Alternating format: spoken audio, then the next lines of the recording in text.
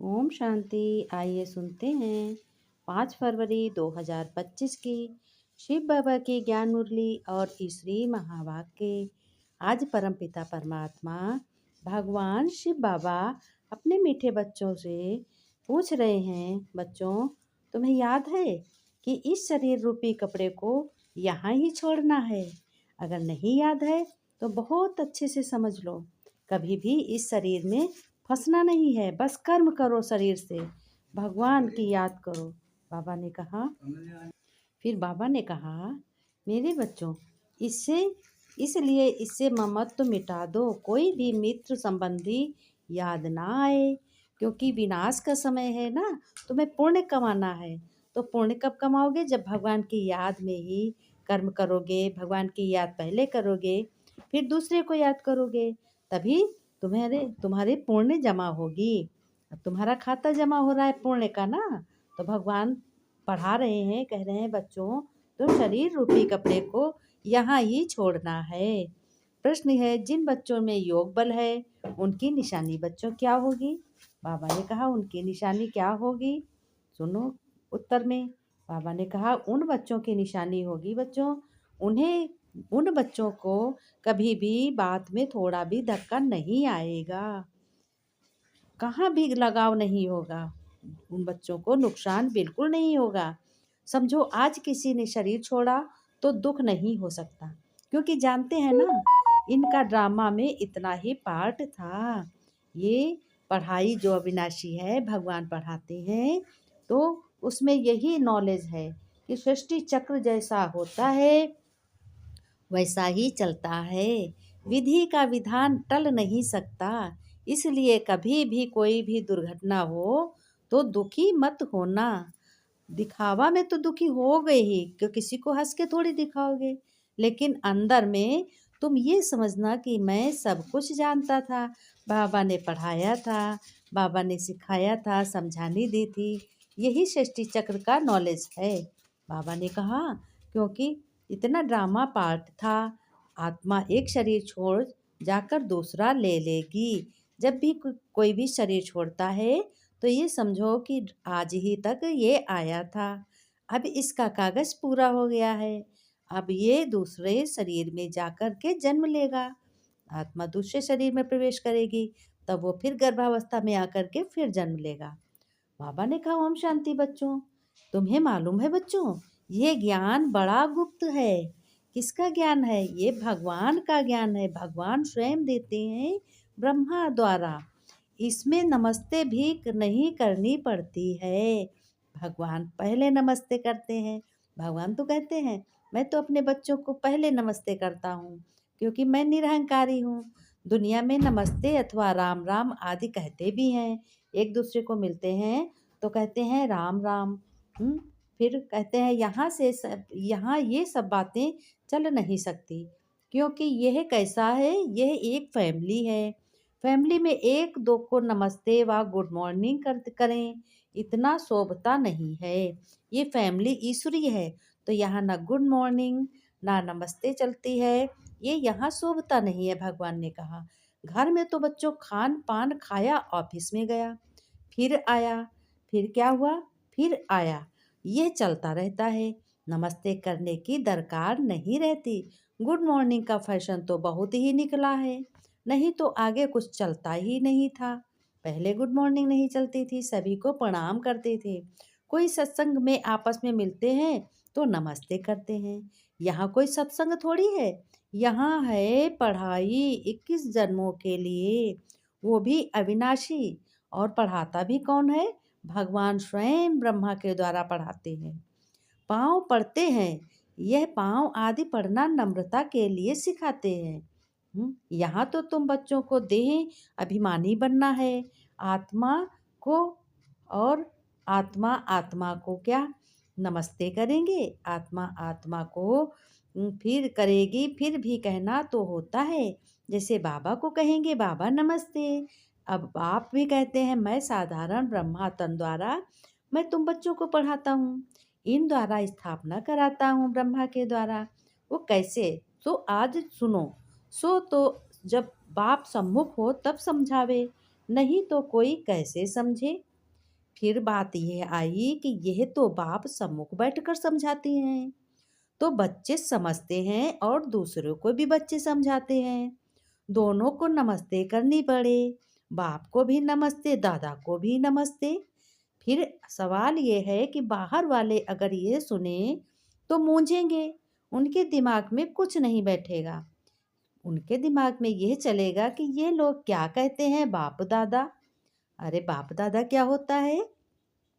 Double नाम भी मनुष्य, बहुत मनुष्यों के होते हैं ना, जैसे लक्ष्मी नारायण अथवा राधे कृष्ण और क्या सीताराम, है ना। इस तरीके से डबल नाम भी होते हैं। तो भगवान शिव बाबा कहते हैं ये तो जैसे स्त्री पुरुष पुरुष इकट्ठे हो गए। अब यह तो है बाप दादा, इन बातों को तुम बच्चे ही समझ सकते हो। जरूर बाप बड़ा ठहरा, वह नाम भल डबल है, परंतु है तो एक ना। फिर दोनों नाम क्यों रख दिए कि बाप है दादा है? अभी तुम बच्चे जानते हो ये रॉन्ग नाम है। बाबा को और तो कोई पहचान न सके। तुम ही बच्चे कहेंगे नमस्ते बाप दादा, बाप फिर कहेंगे नमस्ते। जिस्मानी रूहानी बच्चे, परंतु इतना लंबा शोभता नहीं है। अक्षर तो बहुत राइट है, एक्यूरेट है। तुम अभी जिस्मानी बच्चे भी तो हो, रूहानी भी हो, क्योंकि तुम्हें शरीर मिला है, जिस्म मिला है, तो जिस्मानी हो, और आत्मा से तुम क्या हो? रूहानी हो। शिव बाबा सभी आत्माओं को ज्ञान देते हैं। क्या देते हैं? सभी आत्माओं को कहते हैं ज्ञान देते हैं। और फिर प्रजापिता भी जरूर है, प्रजापिता ब्रह्मा की संतान, भाई बहन है हम सभी लोग। प्रवृत्ति मार्ग हो जाता है। तुम हो सब ब्रह्मा कुमार कुमारियां, जितने ज्ञान सुनते हो ये सब ब्राह्मण बन गए। ब्रह्मा कुमार कुमारियां होने से प्रजापिता भी सिद्ध हो जाता है। इसमें अंधश्रद्धा की कोई बात नहीं है। बोलो कि हम ब्रह्मा कुमारियों को बाप से वर्षा मिलता है, ब्रह्मा से नहीं मिलता। ब्रह्मा भी शिव बाबा का बच्चा है, ब्रह्मा तो पहले रचना है। बाबा ने कहा शिव का कोई क्रिएटर होता ही नहीं है। ब्रह्मा विष्णु शंकर ये है रचना। इन्हों के भी ऊपर है शिव। सब आत्माओं का शिव पिता बाप है। अब क्रिएटर है तो फिर प्रश्न भी ये भी उठता है, कब क्रिएटर किया? नहीं, ये तो अनादि है। बोलो इतनी आत्माओं को कब क्रिएट किया? ये प्रश्न नहीं उठ सकता। ये अनादि ड्रामा चला आता है, ये ड्रामा का अंत नहीं है, ये ड्रामा बेअंत है। तो फिर बच्चों बात ये उठती है कि इसका कभी अंत नहीं होता, कोई इसका नहीं। ये शिव परमात्मा का जो ज्ञान अविनाशी है, इसका अंत नहीं होता, और सृष्टि चक्र का अंत नहीं होता है। ये है बहुत सहज, एक बाप के सिवाय और किसी से लगाव बच्चों ना हो। कोई भी मरे या जिए, गायन भी है, अम्मा मरे तो हलवा, और बाप मरे तब भी हलवा। भक्ति मार्ग में सभी मूर्ति बनाकर पूजा करते हैं और उन्हें गुड़ियों की तरह पूजा करते हैं। फिर बाबा ने कहा कि देखो बच्चों, तुम ही सभी श्रेष्ठ हो, तुम ही सभी देवता बनते हो, इसलिए सभी बच्चों शिव जाकर अपना कहते हो कि हम भारत को स्वर्ग बनाने के लिए तन मन धन सब खर्च करेंगे। ये तुम्हें नशा रहना चाहिए, देना हो तो दो, ना देना हो तो ना दो। तुम अपना कल्याण और बहुतों का कल्याण करने नहीं जाते हो, चाहते हो। इतनी मस्ती होनी चाहिए। बाबा ने कहा कि खड़ा होना चाहिए, सत्य जोर से कहो, प्यार से कहो कि हम भगवान की संतान हैं। अरे सत्य बात कहने में क्या अंतर है? क्या डरना है ना। भगवान है, भगवान से हम पढ़ते हैं, भगवान मेरा पिता है, हम पवित्र आत्माएं हैं, ब्राह्मण हैं, ब्रह्मा के द्वारा पढ़ते हैं, हम ब्राह्मण बने हैं। और ये सत्युग की रचना रची जा रही नई दुनिया है। बाबा ने कहा मीठे मीठे सिक्के लदे बच्चों प्रति माता पिता बाप दादा का याद प्यार और गुड मॉर्निंग। रूहानी बाप के रूहानी बच्चों को नमस्ते। धारणा के लिए बाबा ने कहा बच्चों तुम्हारी चलन बहुत अच्छी होनी चाहिए, फालतू बातचीत नहीं करनी है, नम्रता का गुण धारण करना है। फिर बाबा ने कहा अब बात यहाँ आती है कि इन आँखों से बच्चों जो कुछ देखते हो दिखाई देता है, ये सब कब्र दाखिल होना है, इसलिए इसको देखते भी नहीं देखना है। एक शिव बाबा को ही याद करना है, किसी देहधारी को नहीं। वरदान में बाबा ने कहा, मास्टर ज्ञान सागर बन हम्म, करने वाले इसमें समर्थ स्वरूप। विस्तार में कहा, जैसे भक्ति मार्ग में मूर्ति बनाकर पूजा आदि करते हैं, फिर उन्हें डुबो देते हैं, तो अब उसे गुड़ियों की पूजा कहते हो। ऐसे आपके सामने भी जब कोई निर्जीव आसार बातें, ईर्षा, अनुमान, आवेश आदि की जाती हैं और पाप का उनका विस्तार कर अनुभव करते या कराते हो कि यही सत्य है, तो यह भी जैसे उनमें प्राण भर देते हो। फिर उन्हें ज्ञान सागर बाप की याद से बीती बीती पर स्व उन्नति करते हो। बाबा ने कहा, जो बातें हो गई उसको भूल करके स्व उन्नत की लहरों में डुबोते भी हो, लेकिन इसमें भी टाइम तो वेस्ट जाता है ना। इसलिए बच्चों, पहले से ही मास्टर ज्ञान सागर बन इसमत सो समर्थी भव के वरदान से इन गुड़ियों के खेल को समाप्त करो। स्लोगन में बाबा ने कहा, जो समय बच्चों सहयोगी बनते हैं उन्हें एक का पदम गुणा फल मिल जाता है। जो बच्चे समय पर सहयोगी बनते हैं, अव्यक्ति सारे एकांत प्रिय बनो और एकाग्रता ग्रहण करो, एकाग्रता ग्रहण करो, एकांत प्रिय बनो। ओम शांति बच्चों, वरदान भी मिल गया और स्लोगन भी मिल गया, प्रश्नोत्तर भी हो गया। तो बच्चों, इस मुरली के पॉइंट को याद रखना। ओम शांति।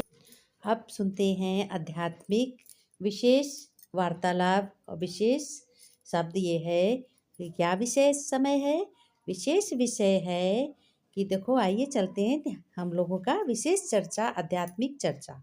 आज हम लोगों को क्या है, संस्कार के बारे में जानना है कि संस्कार क्या होता है, कैसे हम लोगों अपने को, अपने बच्चों को संस्कार दें। तो संस्कार, अगर हम किसी बच्चे को उपहार ना दिया, ये उपहार भी तो एक संस्कार है। संस्कार जो है वो उपहार है। अगर किसी बच्चे को उपहार ना दिया जाए तो वह कुछ देर रोएगा।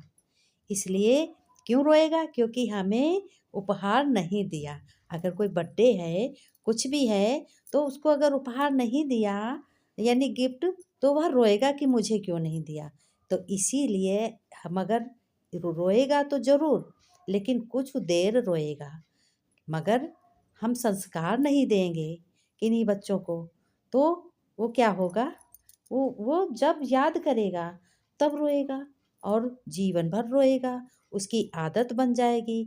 किसी भी बच्चे में संस्कार ना हो तो जीवन भर उसे पछतावा होगा। जीवन भर उसे कोई भी नहीं पूछेगा, जीवन भर उसको सब कोसते रहेंगे। फिर आइए, ये बात हो गई संस्कार की, तो हमें संस्कार भी अपने बच्चों को ईश्वर जैसे देने हैं, जैसे आध्यात्मिक से मिलते जुलते हों। अब आइए, पूजा करने की बात हो गई कि पत्थर पूजने, पत्थर को पत्थर पूजते पूजते पूजते पूजते इंसान पत्थर बन गया। अब पत्थर कैसे बन गया? पत्थर पूजने से कुछ नहीं मिलता। ये मन से निकाल दो कि हम पत्थर पूजते हैं। पत्थर पूजने से कुछ नहीं मिलता है, ये है दिखावा। अगर पुस्तक पढ़ने से मिले ज्ञान मिलता है, हम पुस्तक को पढ़ते हैं तो उसमें हमें ज्ञान मिलता है।